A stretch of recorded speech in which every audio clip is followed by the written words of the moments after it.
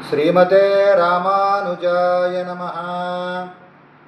वाल्मीकेर्मुनिसिंहस्य कवितावनचारिणः शृण्वन् रामकथानादं को न याति पराङ्गतिम्। ఇప్పుడు చదువుతున్న శ్లోకం ఇది. దీని ముందు శ్లోకం ఏమిటనుకున్నాం? కూజంతం రామ రామేతి మధురం మధురాక్షరం ఆరుహ్య కవితా శాఖాం వందే వాల్మీకి కోకిలం. అంటే కవిత్వం అనేటువంటి ఒకానొక చెట్టు కొమ్మ మీద కూర్చొని వాల్మీకి అనేటువంటి కోకిల మృదుమధురంగా రామా రామా అని కీర్తిస్తోంది. అటువంటి వాల్మీకి కోకిలకి నేను నమస్కారం చేస్తున్నాను అని చెప్పి ఆ కూజంతం రామరామేతి అన్న శ్లోకానికి మనం అర్థం చెప్పుకున్నాం.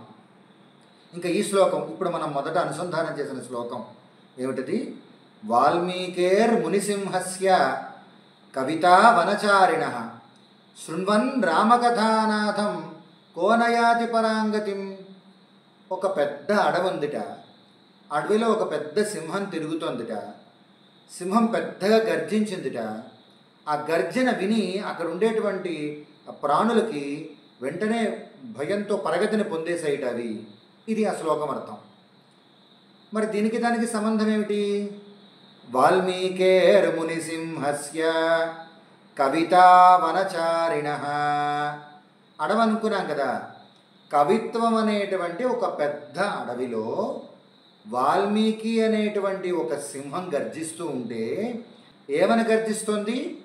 కవిత్వం అనేటువంటి ఒక పెద్ద అడవి ఉంటే ఆ అడవిలో వాల్మీకి అనేటువంటి ఒక సింహం గర్జన చేస్తూ ఉంటే ఆ గర్జన ఏమని చేస్తోందిట?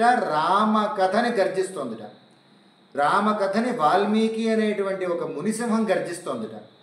ఆ గర్జన విన్నటువంటి వారు, ఆ రామకథని విన్నటువంటి వారు, ఆ వేదాంత విషయాలను విన్నటువంటి వారు, రాముడు గురించి తెలిసినటువంటి వారు, రాముడు గురించి అనుసంధానం చేసుకున్నటువంటి వారు, రామకథని వింటున్నటువంటి వారు పరగతిని పొందకుండా ఉంటారా? వారికి ఉత్తమ లోకం రాకుండా ఉంటుందా? సాక్షాత్తు పరంపరం వస్తుంది, సాక్షాత్తు శ్రీవైకుంఠం వస్తుంది అని ఆ అర్థం అనమాట. ఎంత బాగుందో చూడండి ఆ శ్లోకం. వాల్మీకుల వారి గురించి రెండు ఉపమానాలు అంటే రెండు ఎగ్జాంపుల్స్ చెప్పారు. ఒకటి కోకిలతో పోల్చారు, ఒకటి సింహంతో పోల్చారు. కోకిల ఎలా కూస్తుంది? మృదుమధురంగా కూస్తుంది. సింహం ఎలా గర్జిస్తుంది? గంభీరంగా గర్జిస్తుంది. అటు మాధుర్యంగానూ మాట్లాడతారు, ఇటు గంభీరంగానూ చెప్పవలసిన విషయాన్ని చెప్తారు. ఆయన రామాయణం కదా రాశారు. రామాయణం మనకు అదే తెలుస్తుంది. మృదుమధురంగా ఉంటుంది, చదివినా విన్నా సరే.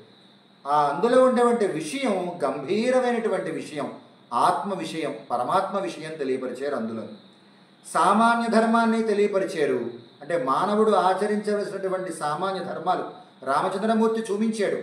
ఇగో ఈ మానవుడు ఇలా ఉండాలి, ఈ ధర్మాలను ఆచరించాలి, భర్తగా ఈ ధర్మాలను ఆచరించాలి, సోదరుడుగా ఈ ధర్మాలను ఆచరించాలి, కుమారుడుగా ఈ ధర్మాన్ని ఆచరించాలి, చక్రవర్తిగా ఈ ధర్మాన్ని ఆచరించాలి అని తను ఆచరించి చూపించాడు రామాయణంలో. అలాగే ఆత్మ గురించి, పరమాత్మ గురించి అంతర్లీనంగా, కథకి అంతర్లీనంగా అంతర్భాగంగా నడుస్తున్నటువంటి నిగూఢమైన అర్థాన్ని కూడా, ఆత్మస్వరూపం పరమాత్మ స్వరూపాన్ని కూడా తెలియపరుస్తోంది కనుక, వేదాంతపరమైనటువంటి నిగూఢమైన అర్థాలు తెలియపరుస్తోంది కనుక గంభీరమైనటువంటి వాక్కులు కలిగిందిట. అందుకే దాన్ని ఇటు కోకిలతోనే పోల్చారు వాల్మీకుల వారిని, ఇటు సింహంతోనే పోల్చారు. అందువల్ల రామాయణంలో బయటికి ధర్మాలు, మనకి మానవుడు ఆచరించిన ధర్మాలు రామచంద్రమూర్తి చేత ఆచరింపబడుతున్నట్టుగా మనకు చూపించారు. అలాగే పరమాత్మ విషయం కూడా చూపించారు అంతర్లీనంగా, వేదాంతపరంగా కూడా. అసలు వాల్మీకుల వారంటే ఎవరు? వాల్మీకి అని వాల్మీకి మహర్షి గురించి మనం అనుకుంటున్నాం. వాల్మీకి అంటే ఎవరు? భృగు వంశంలో రుక్షుడు అనేటువంటి ఒక ఆయన జన్మించారు. ఆ వాల్మీకుల వారి అసలు పేరు రుక్షుడు. భృగు వంశంలో జన్మించేట ఆయన తన కుటుంబ పోషణమే ప్రధానంగా ఉండేవారట. కుటుంబ పోషణకి హింసాపరమైన వృత్తిని ఎంచుకొని హింసతో డబ్బు సంపాదించి తన ఉదర పోషణ, తన కుటుంబ పోషణ చేస్తూ ఉండేటువంటి వారట. అలా కొన్నాళ్ళు గడిచేసరికి సప్తఋషుల తాలూకు అనుగ్రహం ఆయన వాల్మీకుల వారి మీద పడి, వాల్మీకుల వారికి రామమంత్రాన్ని ఆ సప్తఋషులు అనుగ్రహిస్తే, ఆ సప్తఋషుల అనుగ్రహం వల్ల రామమంత్రాన్ని లభింప చేసుకుని ఆ రామ మంత్రాన్ని జపం చేస్తూ చేస్తూ తపస్సు చేస్తూ చేస్తూ ఆయన ఆయన తన శరీరం మీద స్పృహ కోల్పోయారట ఆయన, వాల్మీకుల వారు. వృక్షుడు అనేటువంటి ఆయన స్పృహ కోల్పోయి తపస్సు చేయడం ప్రారంభించారు.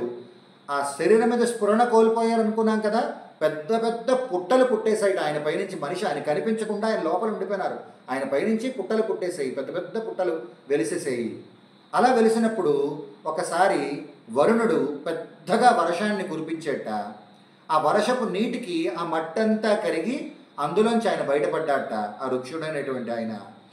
ఇక్కడ వల్మీకం అంటే పుట్ట, పుట్టలోంచి బయటపడ్డాడు కనుక వాల్మీకి అయినారు ఆయన. అందువల్ల ఆయనకి వాల్మీకి అని పేరు వచ్చింది. ఇంకో పేరుంది ఆయనకి, ప్రాచేతసుడు అని. ప్రచేతసుడు అంటే వరుణుడు. వరుణుడు అనుగ్రహం వల్ల వర్షం కురిపించాడు కదా వరుణుడు. ఆ అనుగ్రహం వల్ల ఆ వర్షపు నీటి వల్ల కరిగి బయటపడ్డాడు కనుక ప్రాచేతసుడు అయ్యాడు. అలా వాల్మీకుల వారి గురించి మనం తెలుసుకున్నాం. దాసోహం.